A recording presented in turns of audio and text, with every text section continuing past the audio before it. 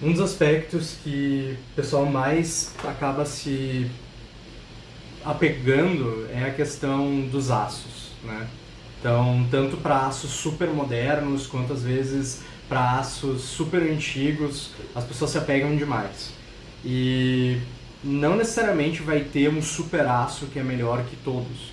Então, não adianta tu colocar um monte de liga dentro de um aço, e a gente tem exemplos aí como o Algami Super ou como, enfim, vários outros de aços que são cheios de liga, os EDP189, mas eles acabam sendo mais aços para nerd, ou seja, aços muito legais na teoria, muito bacanas, mas eles não têm a performance tão boa.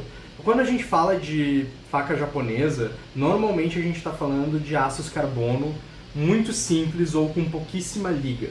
E quais são esses aços? Extremamente puros, né?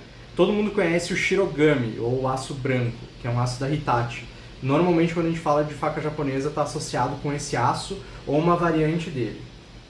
O que é o Shirogami?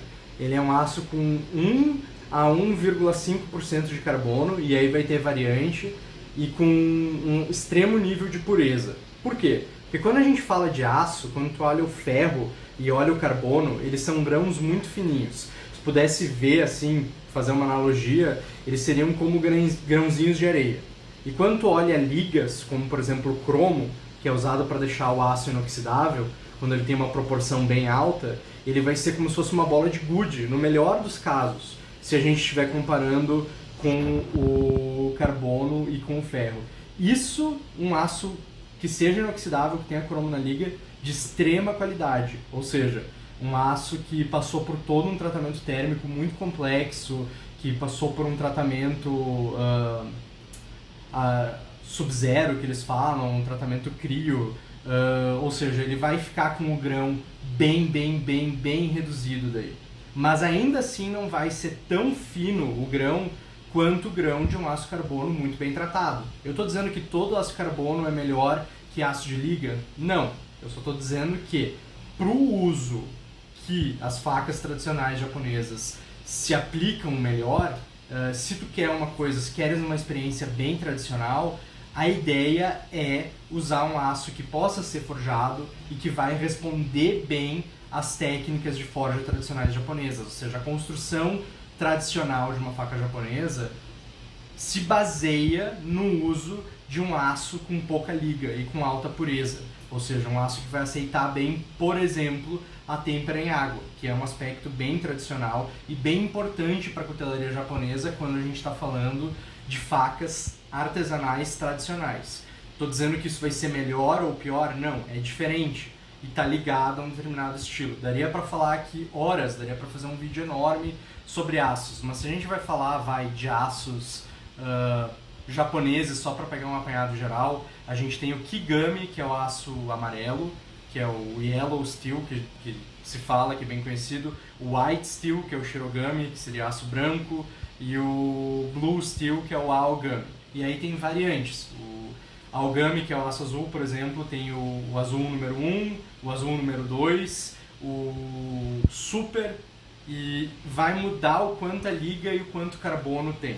No caso do branco, ele é a base de extrema pureza com pouca liga, um aço que é melhor pelo que se tira. Aí o que se tira? Sulfur, fósforo, manganês, todos os elementos que não são desejados para o aço. Se procura deixar praticamente só ferro e carbono. Ou seja, é um aço muito puro, que não tem liga e não tem impureza também. Isso é a base para a cutelaria japonesa. Tradicionalmente se fazia o tamahagane.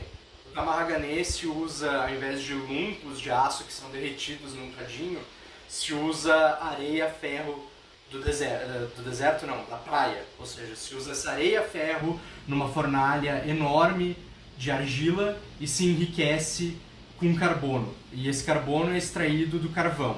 O carvão tradicional é um carvão que seja bem alcalino, que não seja ácido, que produza uma queima limpa. No Japão eles usam o coque do pinus vermelho, que é um carvão para isso. É muito difícil e demora muito, é muito oneroso em termos de tempo, em termos de recurso, fazer o tamahagane, fazer esse aço. Então se encontrou substitutos industriais. Hoje a Hitachi faz o Shirogami, o Aogami, mas outras empresas como a Kobelco, a Takefu também fazem aços carbono excelentes que servem para facas artesanais japonesas. De novo, eu não estou aqui promovendo uma discussão de que aço é melhor e que aço é pior, e que aço carbono é melhor que inoxidável ou vice-versa. Cada aço tem seu uso, cada aço tem seu momento e cada aço vai ter a sua aplicação própria. Mas, se a gente está falando de cutelaria tradicional japonesa, ou se usa um tamarragane, ou se usa um aço industrial próximo ao tamarragane, no qual se possa aplicar as técnicas tradicionais para ser o mais fidedigno ou possível. Isso vai ser melhor ou pior que uma faca industrial? Vai ser diferente. E quando muito bem feito, o resultado é incrível. Mas eu não estou aqui promovendo uma discussão do que é melhor e do que é pior.